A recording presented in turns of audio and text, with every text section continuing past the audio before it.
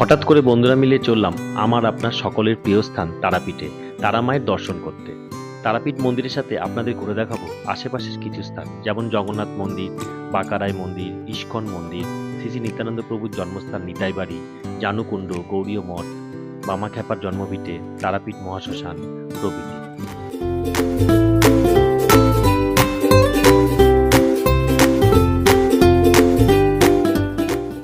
আজ 22শে মার্চ, রাত এখন 12টা।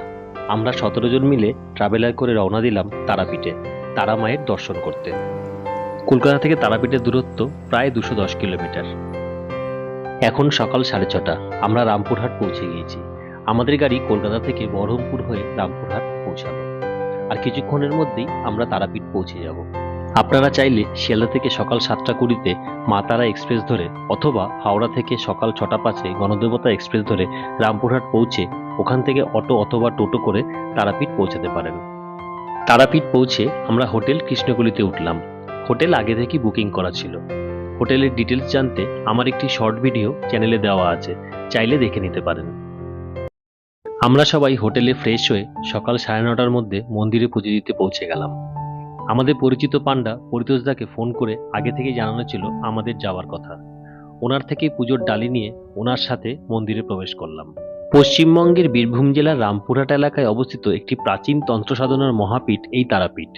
এই তারাপীঠ মন্দিরের অধিষ্ঠাত্রী দেবী হল দশ মহাবিদ্যার দ্বিতীয় মহাবিদ্যা মা তারা। তারাপীঠে মা তারা শিলারূপে প্রতিষ্ঠিত। অনেকের মতে এটি সতীর 51 পীঠের এক মহাপীঠ। এখানে সতীর নয়নের তারা পড়েছে, যদিও এই মত অনেকে অস্বীকার করেন। লাল ইট নির্মিত আটচালা বিশিষ্ট উত্তরমুখী এই তারাপীঠ মন্দিরটি বাংলা স্থাপত্য রীতির একটি বৈশিষ্ট্য। আজ শনিবার, কাল বাদে পরশু দোল পূর্ণিমা, তাই মায়ের মন্দিরে আজ প্রচুর ভক্ত সমাগম হয়েছে।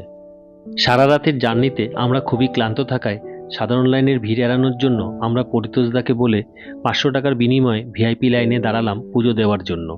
সাধারণ লাইনের তুলনায় ভিআইপি লাইনে ভিড় কম থাকায় কম সময়ে মায়ের দর্শন পাওয়া যায়। আমাদের লাইনটি মন্দিরের ডান দিক থেকে শুরু হয়ে মন্দিরের পেছন দিকে এগোচ্ছে। এখানে ভোগ রান্নার তোড়জোড় চলছে। আপনারা যদি মায়ের ভোগ পেতে চান তাহলে আগের দিন আপনাদের পরিচিত পান্ডাকে জানিয়ে রাখবেন। এখন সকাল 10:45 বাজে। আমরা মায়ের পুজো দিয়ে বেরোলাম।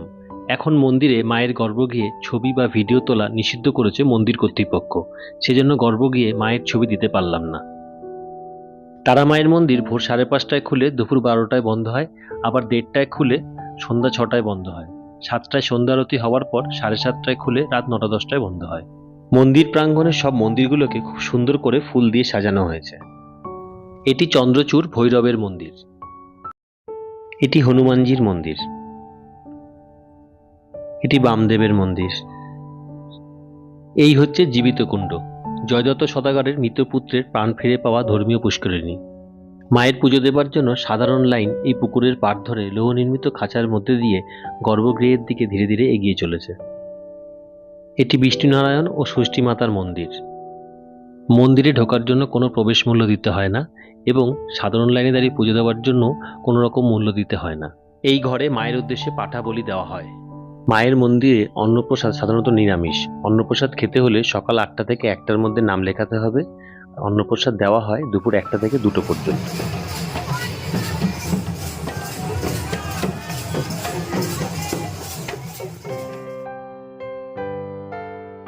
এরপর আমরা মন্দির থেকে বেরিয়ে হোটেলের দিকে রওনা দিলাম। কিছুক্ষণ পর আমরা পূজারানী হোটেলে সবাই মিলে লাঞ্চ করতে চলে আসলাম। সবাই খাচ্ছে। 3টে নাগাদ আমরা বেরিয়ে পড়লাম মিন্টুদা টোটো করে তারাপীঠের আশপাশটা ঘুরে দেখার জন্য। মিন্টুদা আমাদেরকে মোট 8টি জায়গা ঘুরে দেখাবেন, তার পরিবর্তে উনি 500 টাকা নেবেন। তারাপীঠ থেকে 12 কিলোমিটার দূরে এই বীরচন্দ্রপুর অবস্থিত। আমরা পৌঁছে গেলাম বীরচন্দ্রপুরে প্রভু বাঁকারায়ের শ্রী মন্দিরের সিংহদুয়ারের সামনে। সিংহদুয়ার দিয়ে ঢুকে প্রথমেই ডান দিকে পড়ল শ্রী শ্রী নিত্যানন্দ প্রভুর পিতা হারাই পণ্ডিতের পাতাল শিব মন্দির। শ্রী শ্রী গৌরাঙ্গ মহাপ্রভুর প্রধান পার্ষদ শ্রীমন নিত্যানন্দ প্রভুর আবির্ভাব স্থান এই একচক্রধাম, যা বর্তমানে বীরচন্দ্রপুর নামে সুপরিচিত। আর একটু এগোতেই দেখতে পেলাম জগন্নাথ মন্দির। এই জগন্নাথ মন্দিরটি পুরীর জগন্নাথ মন্দিরের ক্ষুদ্র সংস্করণ বলা যায়। এই সুন্দর মন্দিরটিতে আপনি শ্রী জগন্নাথ, বলদেব এবং সুভদ্রা মহারানীর দর্শন নিতে পারেন। মন্দিরের ভেতর ছবি তোলা নিষেধ, সেজন্য ভিতরের ছবি দেখাতে পারলাম না। এরপর আমরা চলে আসলাম শ্রী শ্রী বাঁকারায় শ্রী মন্দিরে। বাঁকারায় মন্দিরের আরেক নাম গুপ্ত বৃন্দাবন। বাঁকারায় অর্থাৎ কৃষ্ণ। এই মন্দিরের ভেতরেও ছবি তোলা নিষেধ, সেজন্য বাইরে থেকে যতটুকু পারলাম দেখালাম। বাঁকারায় মন্দিরের পেছনে সুন্দর ছোট্ট একটি মন্দির। এরপর আমরা চলে আসলাম ইস্কন মন্দির দর্শন করতে। এই মন্দিরটি যেন মায়াপুর মন্দিরের এক ক্ষুদ্র সংস্করণ। অপূর্ব সুন্দর মন্দির স্থাপত্য। এখন বিকেল 4টে বাজে। এখনই মন্দিরের দরজা খুলল, ভক্তবৃন্দ মন্দিরে প্রবেশ করছে। চলুন ভিতরে বিগ্রহ দর্শন করে আসি।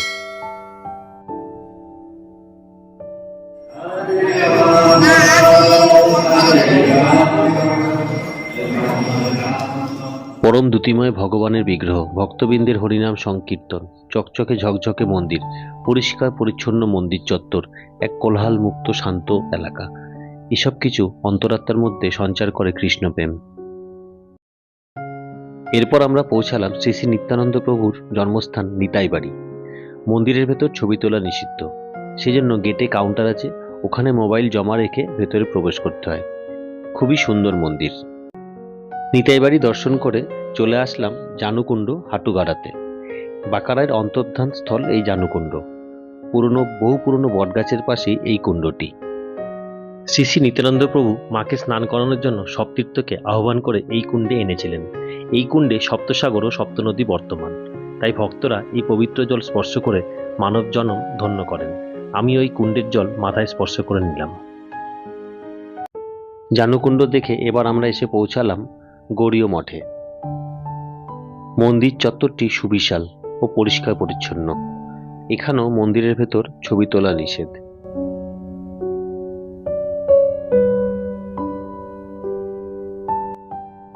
গৌড়ীয় মঠের ঠিক পাশের রাস্তা ধরে কিছুটা এগিয়ে পৌঁছে গেলাম নিধুবন বৈষ্ণব পীঠে। লোকমুখে শোনা যায় 100 গঙ্গা স্নানের যে ফল হয় এই স্থানে আসলে সেই পুণ্যফল পাওয়া যায়। একচক্র ধামের কথা মহাভারতে বর্ণিত আছে। জঙ্গল ঘেরা একখণ্ড জমির ওপর অবস্থিত পাণ্ডবদের অজ্ঞাতবাস। এই মন্দিরের ভেতর ছবি তোলা নিষেধ, তাই বাইরে থেকে মন্দিরটিকে দেখালাম। নিধুবন দেখে আমরা চললাম তারাপীঠের উদ্দেশ্যে। ওখান থেকে আমরা যাব আটলা গ্রামে। সাধক শ্রী বামদেব তারাপীঠ থেকে 4 কিলোমিটার দূরে এই আটলা গ্রামে জন্মগ্রহণ করেন। আটলা গ্রামে পৌঁছে প্রথমেই আমরা দর্শন করলাম বিল্লবাসিনী মায়ের মন্দির। এখানে মায়ের ছবি তোলা নিষেধ আছে। বিল্লবাসিনী মায়ের মন্দিরের পাশেই বামদেবের খড়ের চাল মাটির বাড়ি। এখানে এখন ভেতরে ছবি তোলা নিষেধ করে দিয়েছে। আটলা গ্রাম থেকে ফেরার পথে রাস্তার বাঁদিকে এই বজরংবলীর মন্দিরটি পড়ে। এই মন্দিরে বজরংবলীর মূর্তিটি সুবিশাল ও খুবই সুন্দর। এরপর তারাপীঠে ফিরে সন্ধ্যার পর চলে আসলাম তারাপীঠ মহাশ্মশানে। মা তারার মন্দিরের খুব কাছে এই মহাশ্মশানটি ভারতের রহস্যময় স্থানগুলির মধ্যে একটি। তারাপীঠ মহাশ্মশানে আছে সাধক বামাখ্যাপার সমাধি। এই শ্মশানে তন্ত্র সাধনা করতেন সাধক বামাখ্যাপা।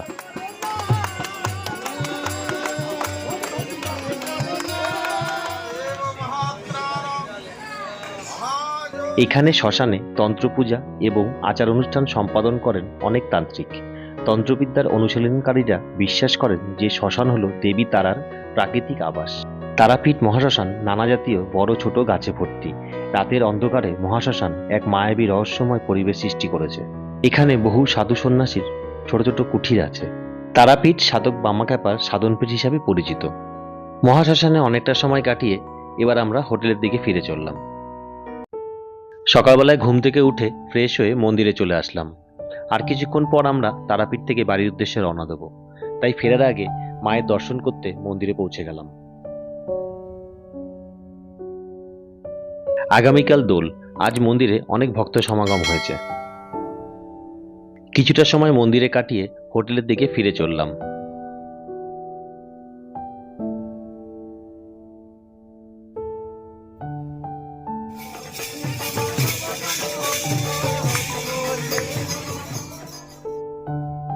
সবাই মিলে ল্যাংচা খেলাম, বেশ ভালোই খেতে।